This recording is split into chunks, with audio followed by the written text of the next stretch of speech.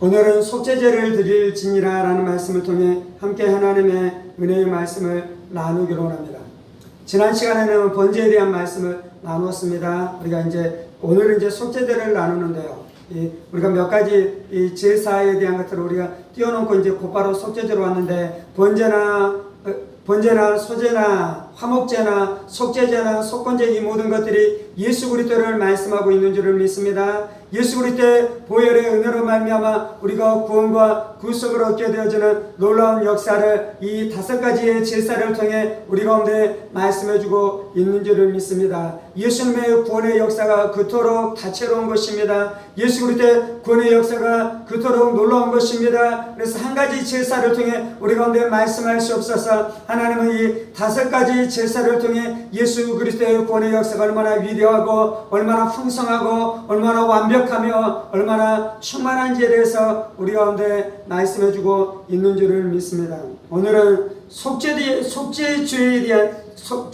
대한 이 말씀으로 함께 은혜의 말씀을 나누기로 합니다. 속죄제라는 것은 죄를 속하는 제사라는 것입니다. 속죄의 제물이라는 것은 죄를 없이 하기 위해서 우리가 드려야 되는 제물이 있다라고 말씀하고 있는 것이죠. 3절에서는 제사장이 범죄했다라고 말씀합니다. 13절에서는 이스라엘의 온 회중이 범죄했다라고 말씀하고 있습니다. 22절에는 족장이 범죄했다라고 말씀하고 있습니다. 27절에서는 평민의 한 사람이 범죄했다라고 말씀하고 있는 것이죠. 그래서 이스라엘에는 모든 사람들을 그러한 부류로 나누면서 그들이 범죄했을 때 어떻게 나가서 속죄의 제물을 드리면서 속죄의 제사를 드려야 되는지에 대해서 말씀하고 있는데요. 오늘은 제사장이 범죄했을 때 드리는 이 제사에 대한 본문을 가지고 하나님의 말씀을 나누는데요.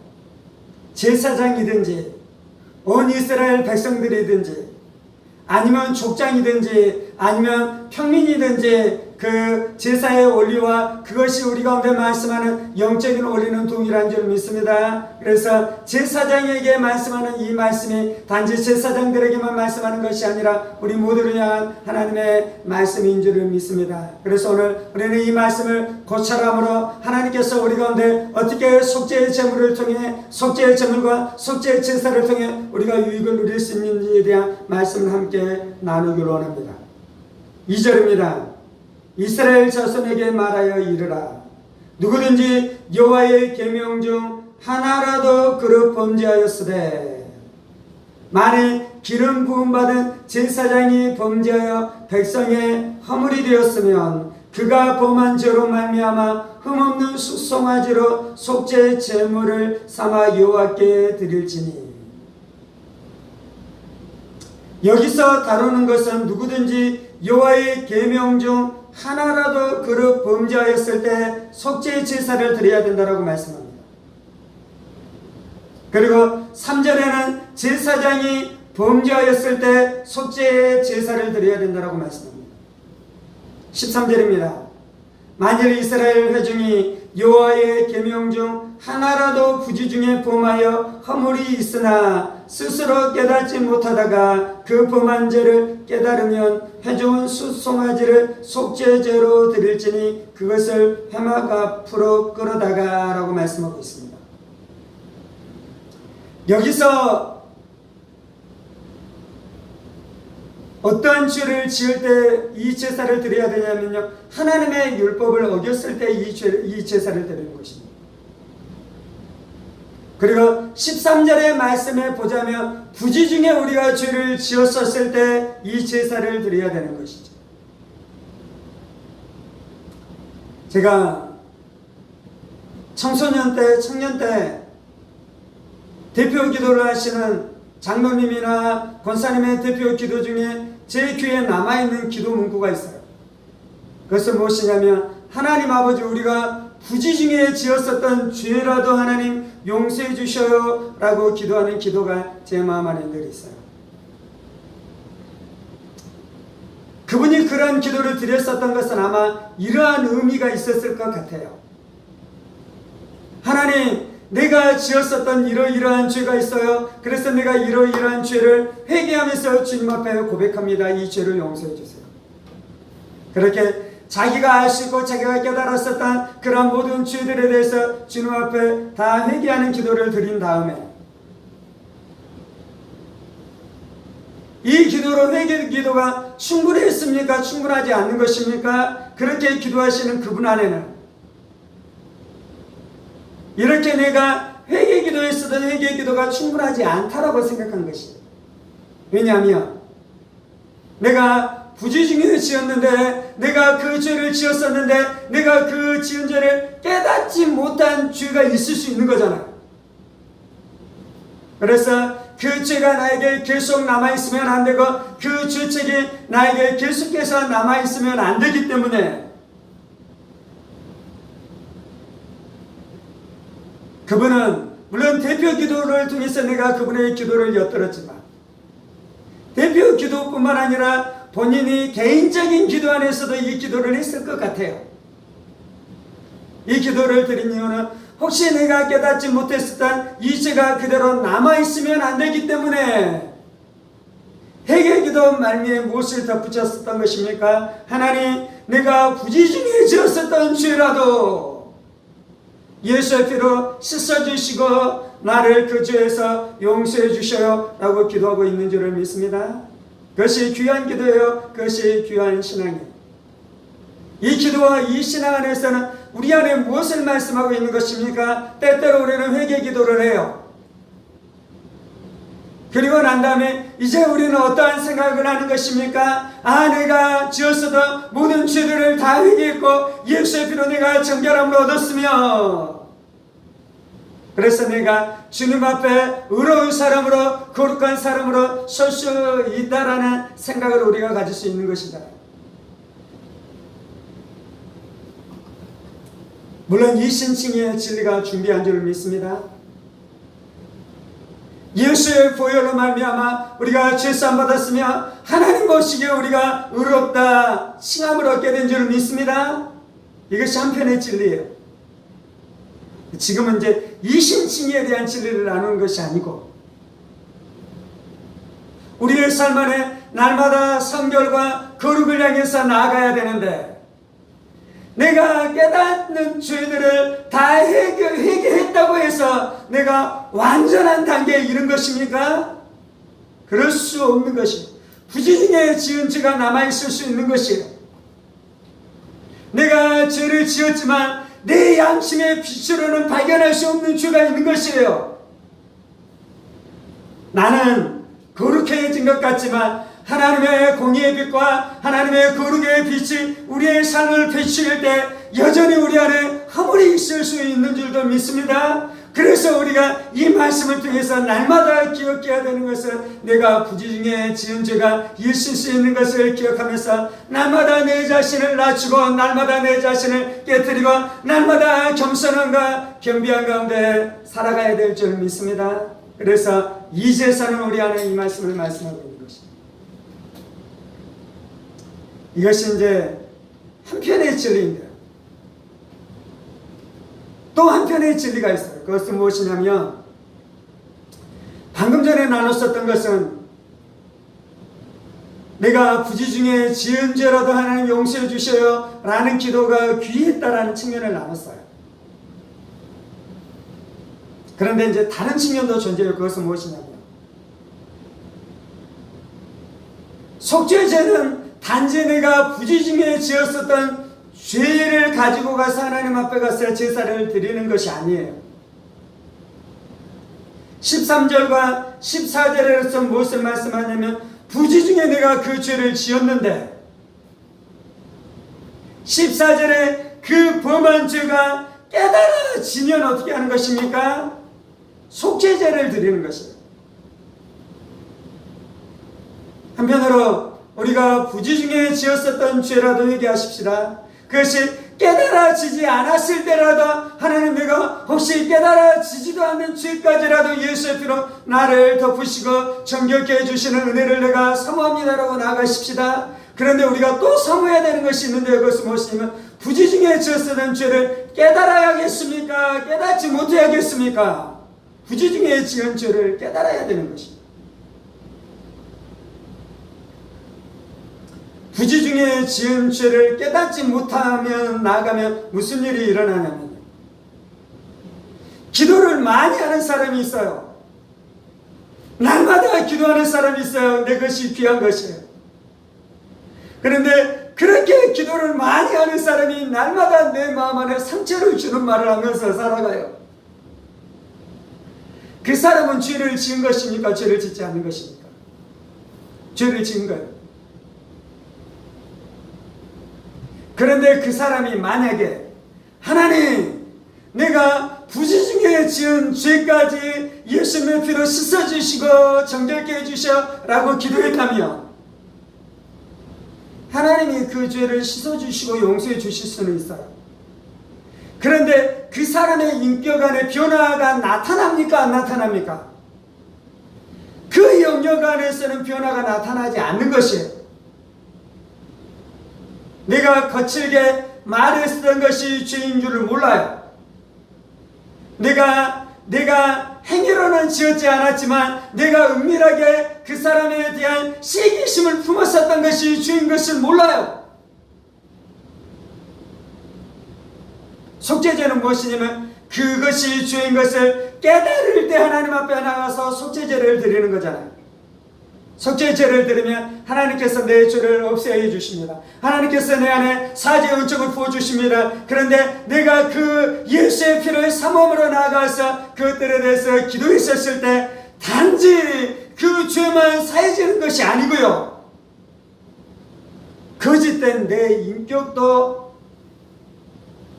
거룩하게 변화되어지는 역사가 나타나는 것입니다. 거짓된 내 입술도 정결케 되어지는 역사가 나타나는 것이요, 거짓된 내 성품도 변화되어지고 성화되어지고 거룩해 되어지는 역사가 나타나는 것입니다. 그래서 우리가 부지 중에 지은 죄를 하나님 앞에 나가서 용서함을 받아야 되는데 그것이 깨달아지는 은혜가 우리 인생 가운데 있도록 주님 앞에 나가 기도하십시다. 내 양심이 민감해지고 내가 성령의 충만한 가운데 들어가기 시작하며 하나님의 진리의 빛과 하나님의 거룩한 빛이 나를 비추어 내가 그 죄가 깨달아져 하나님 앞에 나가서 속죄 제물을 드리며 속죄 제사를 드리는 일들이 우리 인생 가운데 날마다 있어야 될 줄 믿습니다.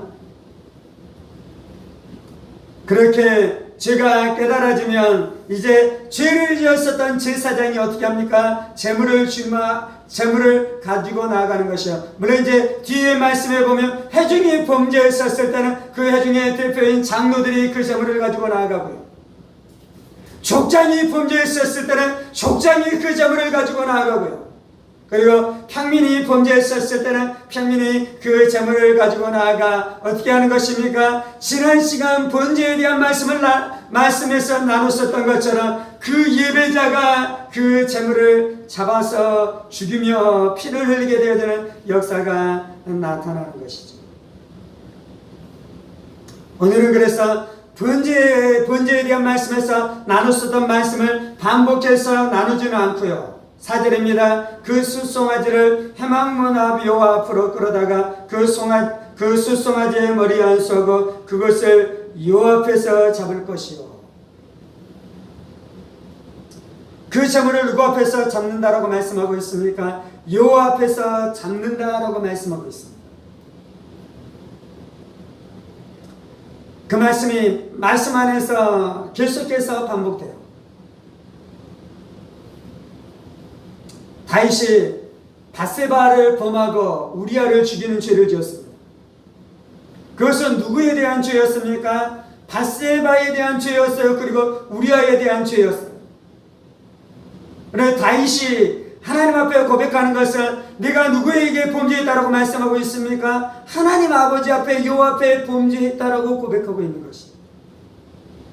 물론 그것은 사람에게 지은 죄이기도 합니다. 근데 하나님께서는 근본적으로 뭐라고 말씀하냐면 그것은 여호와 앞에 지은 죄다라고 말씀하고 있는 것이에요. 속죄제를, 그래서 속죄제물을 누구 앞에 드려야 되는 것입니까? 요 앞에 드려야 되는 것이에요. 속죄제물을 누구 앞에서 잡아야 되는 것입니까? 요 앞에 잡아야 되는 것이에요. 속죄제물의 피를 누구 앞에서 흘리게 해야 되는 것입니까? 요 앞에서 흘리게 해야 되는 것입니다. 우리가 하나님 앞에 제사를 드리는 것은요, 우리 자신을 만족시키는 것이 아니라 근본적으로는 하나님을 만족시키는 것이에요. 우리가 죄를 지으면 우리의 마음이 죄책감에 시달립니다. 평강이 사라집니다. 마음 안에 메마름이 있기 시작합니다. 그래서 주님 앞에 나가 우리가 예배드릴 때 그것이 회복되기를 원하는 것이잖아요. 그것이 풀어지기를 원하는 것이잖아요. 그런데 예배의 가장 중요한 본질은요, 우리가 풀어지는 것이 아니라 하나님이 풀어지는 것이에요. 우리가 범죄함으로 말미암아 공의로우신 하나님의 법을 어긴 줄을 믿습니다. 그래서 하나님의 마음이 상한 것이에요. 그래서 하나님 안에 진노가 있는 것이에요. 그래서 하나님 안에 거룩한 의문이 있는 것이에요. 그러면 누구의 마음을 풀어줘야겠습니까? 하나님의 마음을 풀어주는 것입니다. 어떻게 하나님의 마음이 풀어지는 것입니까? 예수의 피가 하나님의 마음을 푸는 줄을 믿습니다. 예수의 보혈이 하나님의 마음을 푸는 줄을 믿습니다. 예수의 희생이 하나님 아버지의 마음을 풀어주게 되어지는 놀라운 역사가 나타나게 되는 줄을 믿습니다. 그리고 난 다음에 우리의 마음도 풀어지는 은혜가 있는 것이죠. 그런데 가장 중요한 것은 하나님 앞에 이 속죄의 제물이 드려야 되는 줄을 믿습니다. 또한 왜 우리가 하나님 앞에 제물을 드려야 되냐면요, 우리가 지었었던 수많은 범죄들 중에 하나님 앞에 지었다라고 여러분들이 생각하는 죄들이 있어요. 우상을 숭배하고 예배드린 것을 빼먹으며 그렇게 살아간 것이 하나님 앞에 지은 죄잖아요. 그런데 사람 사이에 티격태격하면서 싸우고 그러면 그것은 하나님 앞에 지은 죄입니까? 사람에게 지은 죄입니까? 얼핏 보기에는 사람에게 지은 죄예요.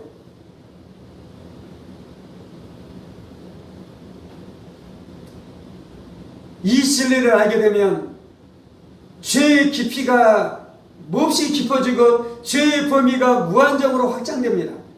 이제 잘 설명을 할 수 있을런지는 모르겠는데요. 저에게는 너무나 잘 이해되는데 이것을 이제 잘 설명해야 되는데요. 하나님이 우리의 주인이셔요. 첫 번째. 두 번째. 하나님이 우주 만물을 창조했기 때문에 하나님이 우주 만물의 주인이셔요. 이 두 가지 진리 앞에 들어가면 우리가 지은 모든 죄가 하나님께 향한 죄라는 것을 알게 돼요. 전달이 되고 있습니까? 피부에 와닿고 있습니까?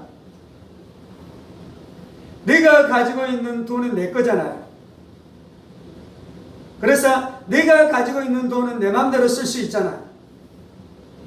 사실 그렇잖아요. 그런데 우주 만물이 하나님 것이다라는 진리 안으로 들어가면 내 것이 내 것이 아닌 것이에요.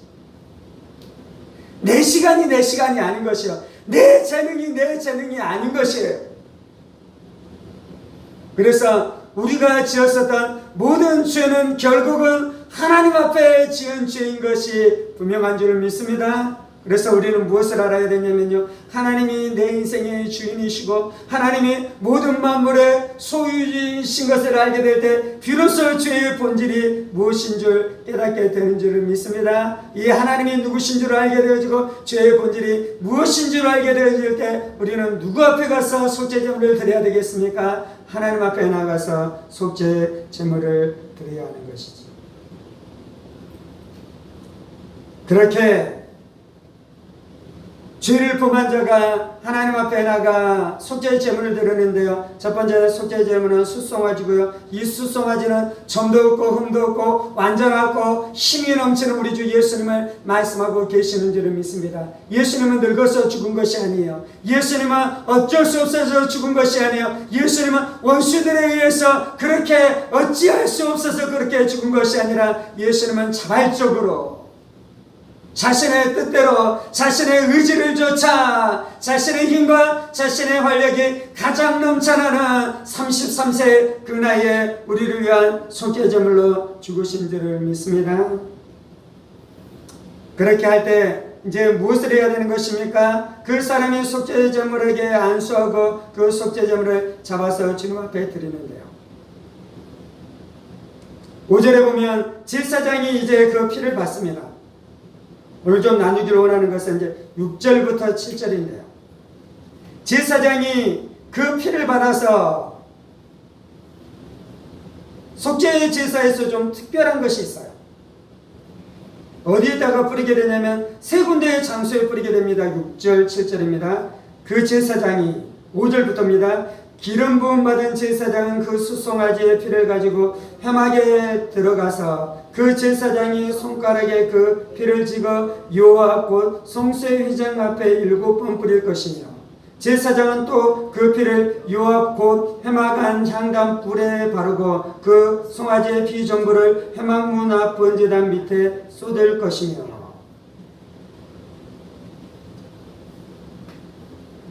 다른 많은 제사장은 피를 번제단에 뿌립니다.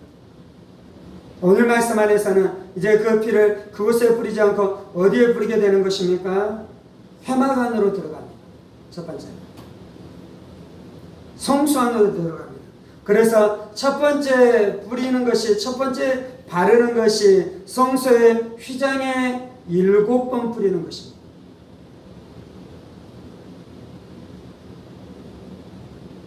성막은 성소가 있잖아요. 그리고 성소는 휘장으로 두 장소를 가르는 것입니다. 그래서 휘장의 더 깊은 쪽은 지성소인 것이고요. 먼저 나오는 것이 이 성소 성막인 것이죠.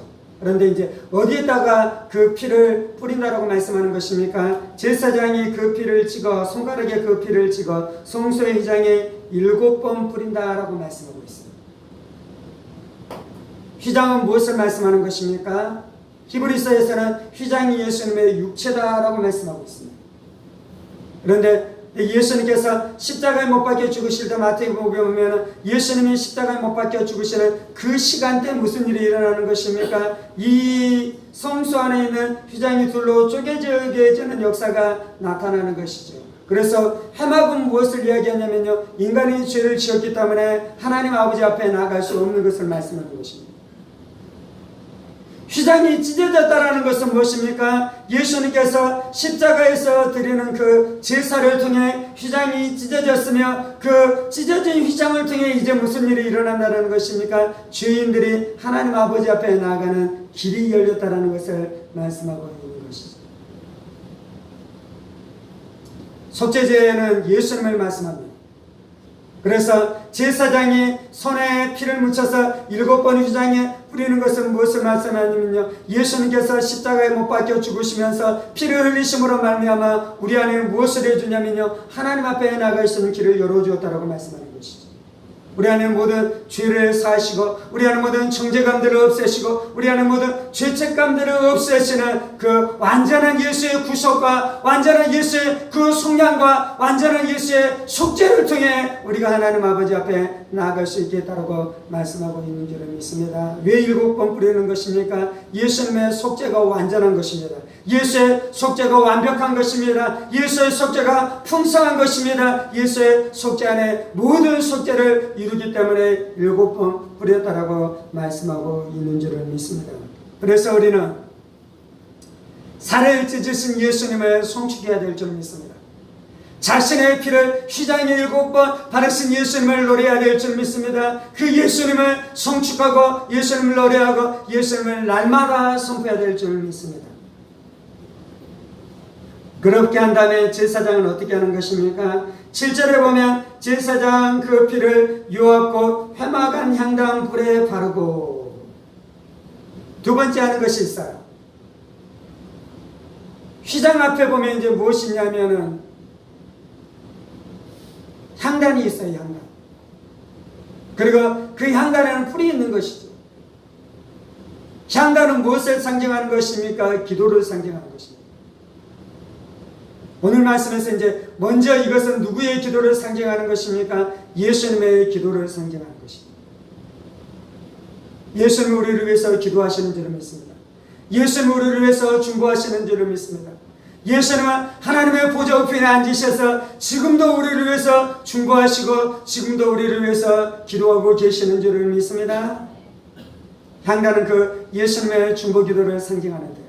향단의 뿔은 무엇을 상징하는 것입니까? 뿔은 늘 무엇을 말씀하는 것이냐면 능력을 상징하는 것입니다. 권능을 상징하는 것입니다. 권세를 상징하는 것입니다.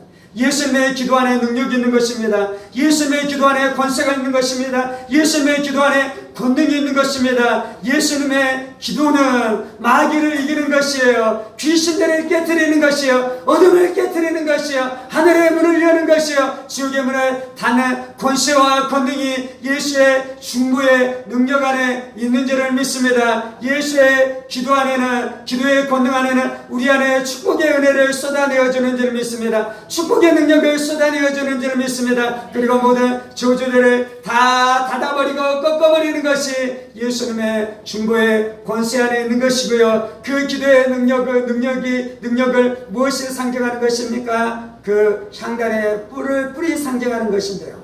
제사장은 이제 어떻게 하는 것입니까? 그 향단의 뿔에 그 송아지의 피를 뿌리는 것입니다. 예수의 피를 바르는 일들을 하는 것이죠. 예수의 기도는 어떻게 하나님 앞에 상달되는 것입니까? 예수님의 기도는 예수의 피를 통해 능력을 얻는 것입니다.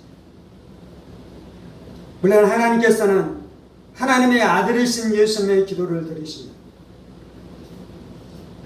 예수님께서 이 땅 가운데 오셨을 때 예수님의 모든 기도를 하나님께서 다 응답하셨습니다.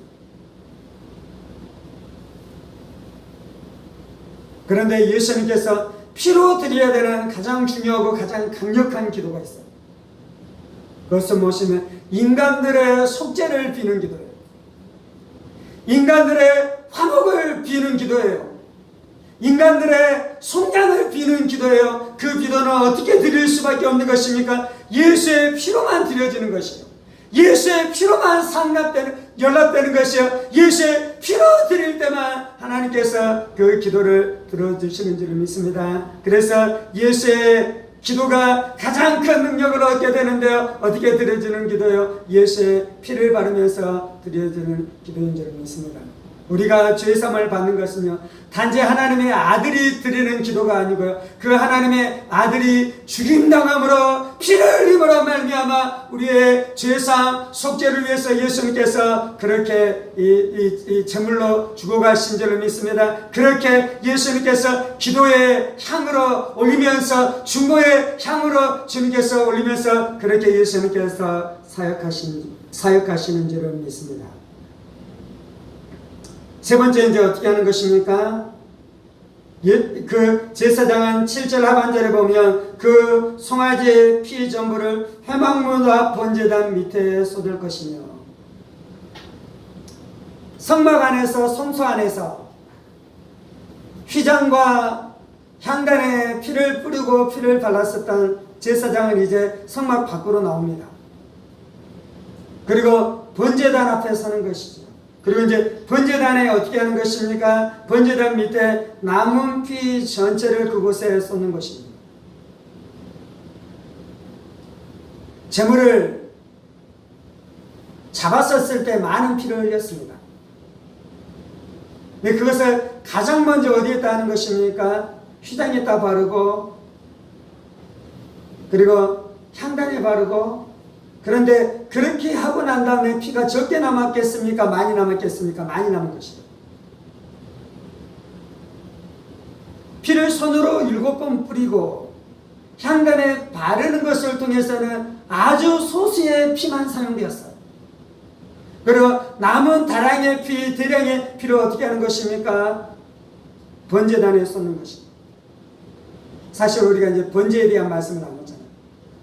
가장 중요하고 가장 기초가 되는 것이 번제예요. 번제단.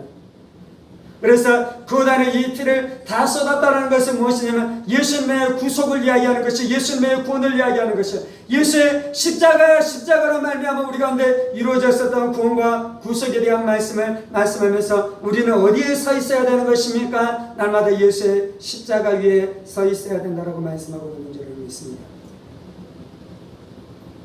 제사장이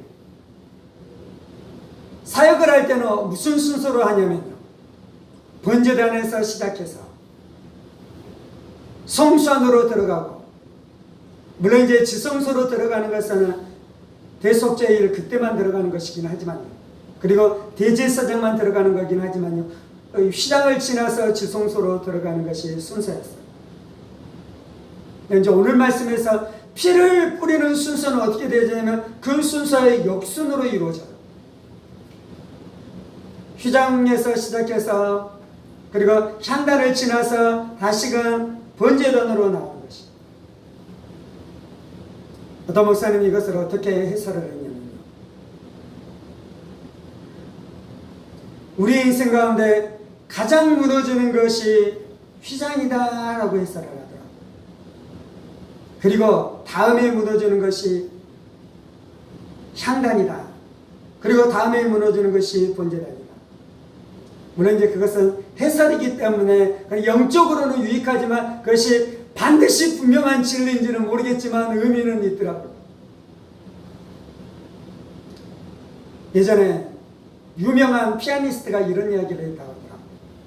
내가 피아노 연습을 하루 하지 않으면, 내가 피아노 연습하지 하루 하지 않는 것을 다른 사람은 몰라도 내 자신은 안다. 내가 피아노 연습을 이틀 하지 않으면 이제 나와 비평가들까지 안다. 그런데 내가 피아노 연습을 3일 하지 않으면 그때서 비로소 내가 알고 비평가들도 알 뿐만 아니라 모든 대중들까지 알게 된다 라고 아주 유명한 피아니스트가 이야기했다. 사람들이 영적인 생활이 무너졌을 때 가장 먼저 무너지는 것은 휘장이 무너져요. 휘장은 무엇이냐면 하나님과 친밀한 교제를 누리는 것입니다. 하나님과 친밀한 교제를 누리는 것이 무너진 것을 누가 하는 것입니까? 내 자신이 하는 것입니다. 그런데 다른 사람은 압니까? 모릅니까? 다른 사람은 몰라요. 그런데도 계속해서 은혜 안에 있지 않으면, 오늘 말씀으로 이야기하자면 속죄 제사를 드리고 속죄 제물을 드리면서 속죄 제물을 의지하는 삶을 살지 않으면 이제 두 번째 무엇이 무너지기 시작하는 것입니까? 기도 생활이 무너지기 시작하는 것이, 기도 안에 은혜가 없기 시작하는 것이.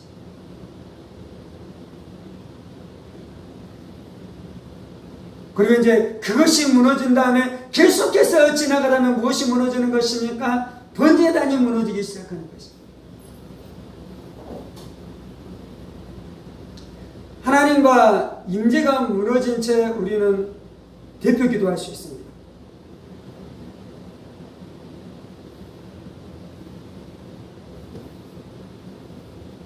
하나님 안에서 기도 생활이 무너진 채 우리는 번제단에서 열심히 사역할 수 있습니다.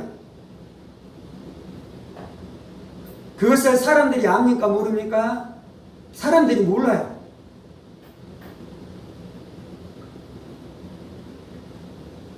진짜 최고의 피아니스트가 되려면 하루라도 연습을 빼먹으면 됩니까? 안 됩니까? 하루라도 연습을 빼먹으면 안 돼요. 딴 사람이 모른다 할지라도. 나는 알잖아요. 내가 안다라는 것은 내가 연습을 하지 않았었던 그걸 안다는 게 아니고요. 연습을 하지 않았기 때문에 내 피아노 실력이 녹슬었다라는 것을 안다는 거예요. 근데 최고의 피아니스트가 아니라 대부분의 일반적인 유명하지만 최고의 레벨에 오르지 못하는 피아니스트들은 왜 그러냐면요, 대중이 모르기 때문에 괜찮다는 것입니다. 근데 진짜는 어떠냐면요, 내가 알기 때문에 그것을 용납하지 못하는 것이요. 그래서 하루도 쉬지 않고 매일 피아노 치는 그 사람만이 최고의 경지에 이르게 되는 줄을 믿습니다. 성도들도 마찬가지예요. 사람들이 모르는 것 때문에 안전한 것이 아니에요. 사람들은 모르지만 하나님과 나는 알잖아요. 하나님의 임재가 떠난 것, 하나님의 은혜가 떠난 것, 내 기도가 형식적이고 내 기도가 메말랐지 하나님과의 친밀한 기도가 아닌 것을 우리 자신은 알잖아요.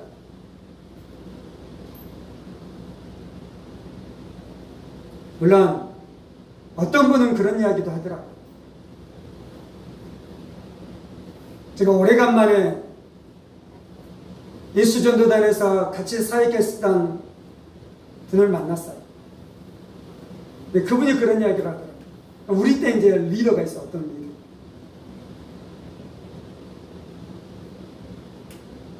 이제 그분이 그런 이야기를 하더라고요. 그 리더의 설교가 예전과 같지 않다. 그 리더의 설교 안에 예전만큼의 은혜가 없다. 그 평가가 맞는지 틀린지를 모르겠어요. 근데 혹시 맞다고 해보십시다. 그것을 오늘의 설교로 한번 적용을 해보십시다. 그것은 무엇이냐면요, 휘장 안에서 예수의 피를 바르는 그것 안에 문제가 생기기 시작한 것입니다.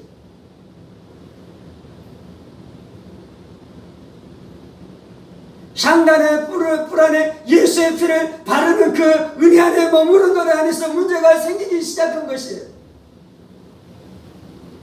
그리고 난 다음에 이제 무엇 안에 문제가 생기기 시작하는 것입니까? 번제단에서 일하고 사역하는 것 안에 문제가 생기기 시작했는데, 이전에는 자기만 그것 안에 문제가 생기기 시작했는데 이제 누구까지 그것을 알게 되는 일들이 나타났습니까? 사람들까지 그것들에 대해서 다 알게 되어지는 일들이 나타나기 시작한 것입니다.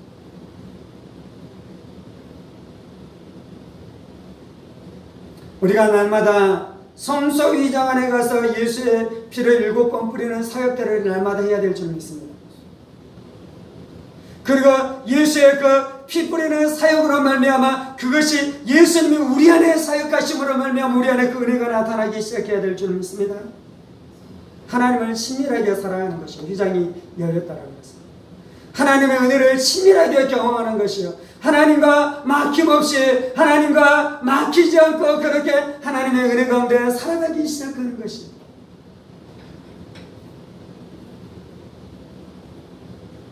돈을 사랑하면 그것이 절대 이루어지지 않아요. 야망을 품고 살아가면 그것이 절대 이루어지지 않아요. 내 고집과 내 뜻대로 살아가면 그 은혜가 절대로 나타나지 않아요. 속죄제로 가서 내 죄를 회개해야 되죠. 그렇게 회개할 때 예수의 피로 말미암아 하나님과 내 안에 막혔었던 그것이 풀어짐으로 말미암아 하나님과의 친밀한 은혜의 역사 안으로 들어가야 될 줄 믿습니다. 두 번째, 우리가 향단불 안에 발려진 예수의 피의 능력을 경험해야 합니다. 예수님은 우리를 위해서 기도하고 계시는 줄 믿습니다. 예수의 중보기도를 의지해야 될 줄 믿습니다. 예수의 중보기도의 능력을 붙들어야 될 줄 믿습니다. 단지 우리가 기도하는 것은 내 기도를 가지고 기도하는 것이 아니에요. 우리 안에 그런 기도를 할 때가 있죠. 예수의 피로 나를 덮어주옵소서, 예수의 피로 나를 정결케 해주옵소서 라고 기도할 때 우리는 어떻게 기도하고 있냐면요, 예수님이 그렇게 중보기도하는 그 중보기도 소리를 듣고 나도 예수의 기도를 따라서 기도하는 것이에요. 아멘. 예수의 피가 귀신을 박살냅니다 라고 내 입술로 기도하는 것은요, 무엇이냐면 예수님께서 그렇게 중보기도하는 그 기도를 내가 믿고 그 기도를 사모하고 그 기도를 의지해서 내가 예수와 함께 그렇게 기도하고 있는 줄을 믿습니다. 그럴 때 기도의 권능과 기도의 역사가 나타나기 시작하는 것입니다. 우리 안에 허공이 흩어지는 기도가 되어서는 안 돼요. 귀신을 쪼개내고 귀신을 박살내고 어둠을 쪼개고 어둠을 박살내고, 그러한 권세 있는 기도, 권세 있는 기도가 우리 인생 가운데 날마다 선포되어야 될 줄 믿습니다.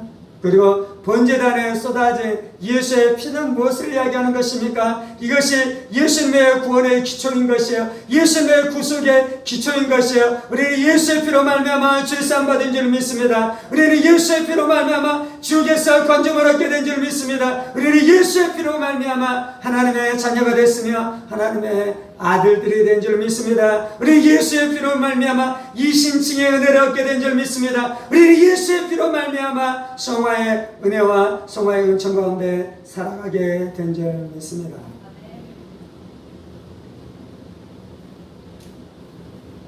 이것이 날마다 누구든지 여호와의 계명 중에 하나라도 그릇 범하였으면 이 기도를 드리십시오. 우리가 부지 중에 범하여 허물이 있으나 스스로 깨닫지 못하다가 그 범한 죄를 깨달으면 반드시 속죄 제사를 드려야 돼요. 반드시 속죄의 제물을 드려야 돼요. 5가지 제사는 한결같이 무엇을 이야기하냐면요, 죄는 시간이 지난다고 없어지지 않아요. 죄는 시간이 지난다고 옅어지지 않아요. 죄값은 반드시 사망이고 그 죄의 형벌은 반드시 치러야 된다는 것이에요. 그런데 그것을 해결할 수 있는 제물과 제사가 하나님은 있다라고 말씀하고 있는 줄을 믿습니다. 그것이 예수님이 자신의 살을 찢으시고 자신의 피를 다 쏟으시면서 드렸었던 제사예요. 이 제사, 이 제물 앞으로 나아가는 것은 예수님 믿었을 때 한 번이 아니고요, 오늘은 죄를 지었었을 때 예수님에게 나아가라고 말하고 있어요. 얼마 전에 누군가 저한테 우리말 성경을 주었는데요, 우리말 성경을 보니까 이 속죄제야, 이제 저의 성경에는 사장 앞에 속죄제를 드리는 규례 이렇게 쓰여져 있는데 그 성경에는 어떻게 쓰여져 있냐면 조금 더 쉬운 성경이에요.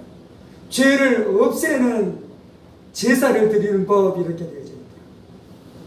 속죄제는 무엇이냐면 죄를 없애는 제사예요. 죄를 없애는 제사. 예수님께서 십자가에서 우리의 모든 죄를 다 담당하시고 죽으신 줄을 믿습니다. 우리의 과거와 현재와 미래의 죄까지 예수님께서 십자가에서 다 담당하시고 죽으신 줄을 믿습니다. 이것이 한편의 진리고요. 또 한편의 진리는 그것이 예수님께서 그 일을 이루었는데 나는 아무것도 안 하고 있으면 내 안에 그 일들이 이루어지는 것입니까? 아니요. 믿음으로, 하나님의 말씀에 순종함으로 범죄한 자들이 그렇게 했었던 것처럼 우리도 날마다 그렇게 해야 될 줄 믿습니다. 그래서 때때로 우리가 함께 예배 드리는 이 예배는 번제여야 돼요. 때때로 우리가 함께 드리는 예배는 화목제여야 돼요. 때때로 함께 우리가 드리는 예배는 소제여야 돼요. 때때로 우리가 드리는 예배는 속죄제여야 돼요. 때때로 우리가 드리는 예배는 속건제여야 돼요. 그리고 공예배가 그럴 뿐만 아니라 여러분이 개인적으로 주님 앞에 나가서 기도하고 하나님 앞에 나가서 예배할 때 그러한 느낌의 제사로 주님 앞에 나가서 그렇게 해야 될 줄 믿습니다.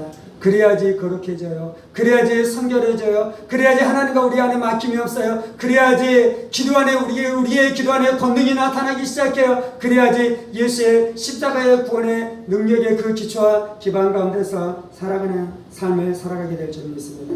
오늘 우리가 이 말씀 앞에 반응하면서 기도하십시다.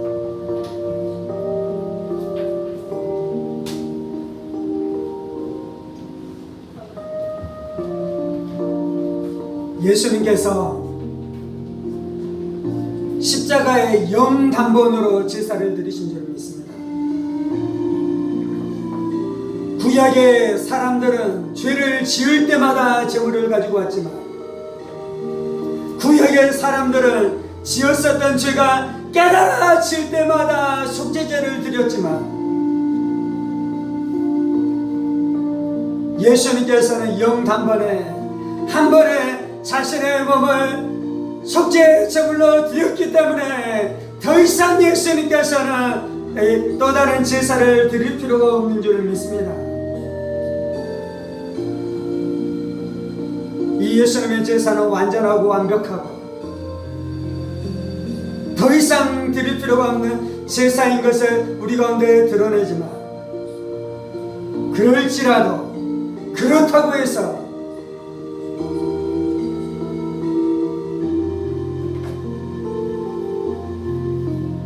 우리가 그냥 무감각하게 지나간다고 해서 우리의 속죄제가 우리 안에 이루어지지 않는 것을 우리가 기억하게 하여 주옵소서. 죄를 깨달을 때마다 정직하게, 겸손하게, 겸비하게 자신의 죄를 인정하며 이 죄의 결과는 형벌이며 죽음인 것을 기억하고, 이 죄의 형벌에서 구원받은 길은 오직 예수의 보혈밖에 없는 줄 알아. 그렇게 간절하게 절실하게 믿음으로 주님 앞에 나가는 우리의 인생들 되게 하여 주옵소서.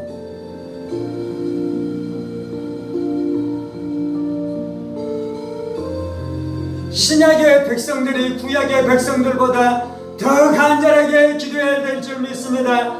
더 절실하게 기도해야 될 줄 믿습니다. 하나님의 아들 예수가 살을 찢으시고 피를 다 쏟으셨는데 죄를 가볍게 여겨서는 안 돼요. 죄를 가볍게 여겨서는 안 돼요.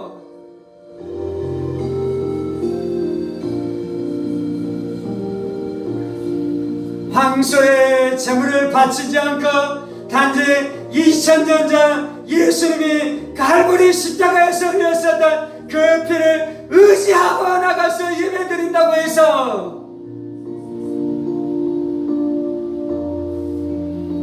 예수님의 피로 드리는 속죄제를 가볍게 여겨서는 안 돼요. 갈보리 십자가의 역사는 과거의 일이 아니라 영원한 현재인 줄 믿습니다. 영원한 현재인 줄 믿습니다.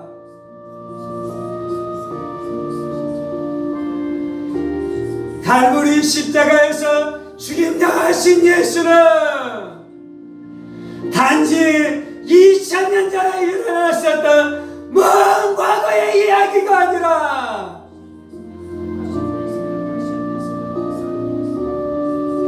온 우주의 역사에 새겨진 영원한 현재인 줄 믿습니다. 영원한 현재인 줄 믿습니다.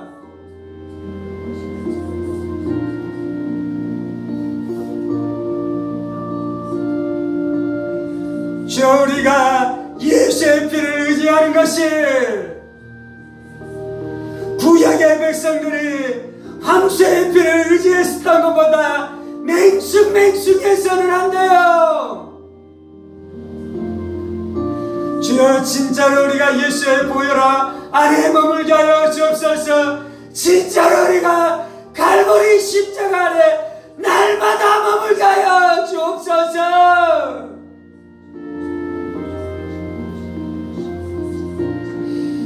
죄를 지을 때마다 갈보리 십자가 아래로 나가셔요.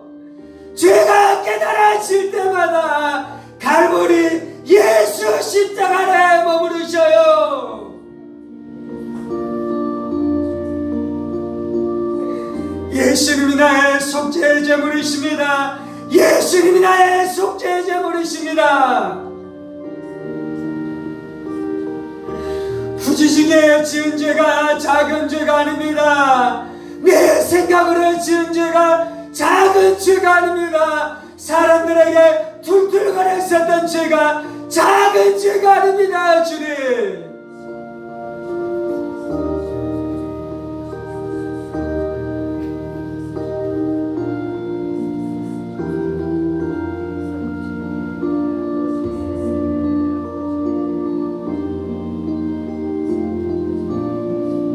예수님 나의 속죄, 나의 죄 때문에 죽으셨습니다. 예수님께서 내가 하나님의 계명을 어긴 것 때문에 피 흘리셨습니다. 예수님께서 내가 부지중에 지었었던 죄 때문에 피 흘리셨습니다.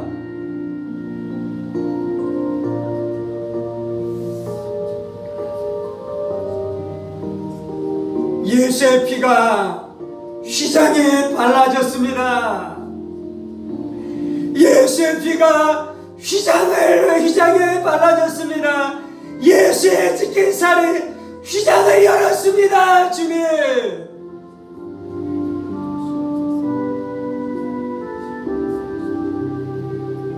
예수가 죽으신 것은 나와 하나님 안에 친밀한 교제가 회복되도록 예수님께서 죽으신 줄을 믿습니다. 하나님, 내가 하나님과 내 사이에 친밀함이 사라진 것을 알고 있습니다. 사람들을 속였으나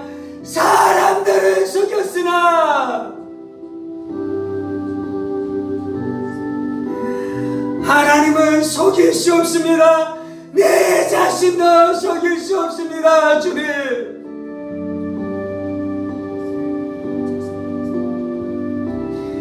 하나님, 나는 내 기도 안에 능력이 사라진 것을 알고 있습니다. 하나님, 내 기도 안에 권세가 사라진 것을 알고 있습니다. 예수의 피만이 이곳에서 나를 건져내는 것을 믿습니다. 예수의 피가 필요합니다. 예수의 피가 필요합니다. 예수의 피가 필요합니다. 주님, 7번 예수의 피를 뿌려 주옵소서. 7번 예수의 피를 뿌려 주옵소서. 7번 예수의 피가 뿌려지게 하여 주옵소서. 주님,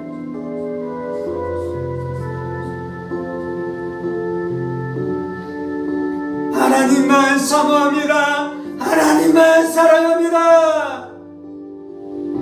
내 마음에 지성수가 열리게 하여 주옵소서. 내 마음에 지성수가 열리게 하여 주옵소서. 주님,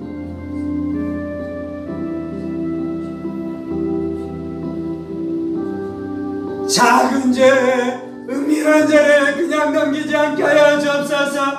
작은 죄, 은밀한 죄를 그냥 넘기지 않게 하여 주옵소서. 교묘한 죄를 그냥 넘기지 않게 하여 주옵소서. 주님,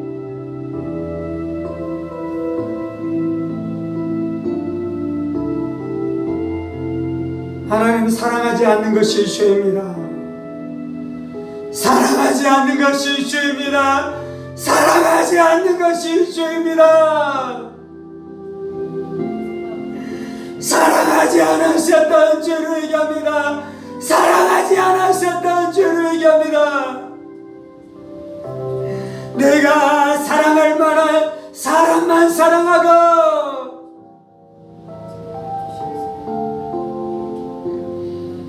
미워할 만한 이유가 있었던 사람들은 그 미워할 만한 이유 때문에 미워했던 죄를 얘기합니다.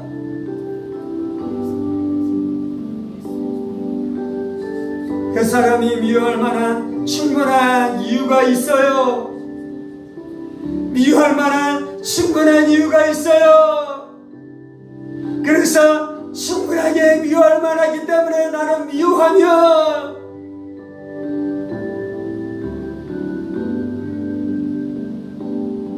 그것이 부지중에 지은 죄. 그리고 부지중에 지은 죄가 깨달아지지 않아 속죄 제사를 드리지 않으면 휘장과 향단이 막히는 것이 하나님과의 교제와 우리의 기도하는 능력이 상실되는 것이에요.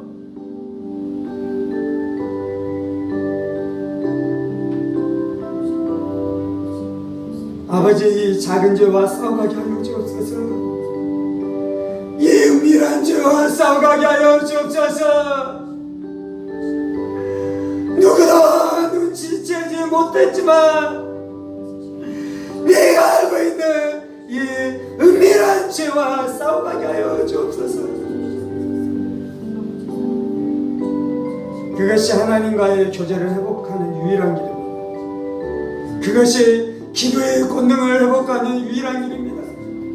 그것이 삶 안에 사역 안에 능력이 나타나는 유일한 길인 줄을 믿습니다.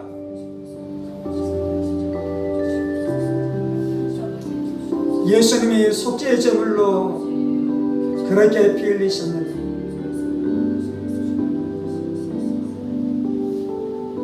속죄의 제물 대신 예수님을 먹을지니라. 속죄의 피를 흘려주신 예수의 피를 날마다 마실지니라.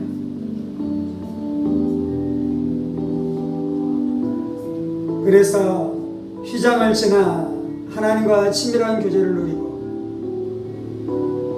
향단에서 드려지는 권능의 기도를 드리며 번제단에서 예수의 십자가의 구속의 은혜를 충만하게 누리면서 살아가야지니라. 예수님 감사합니다.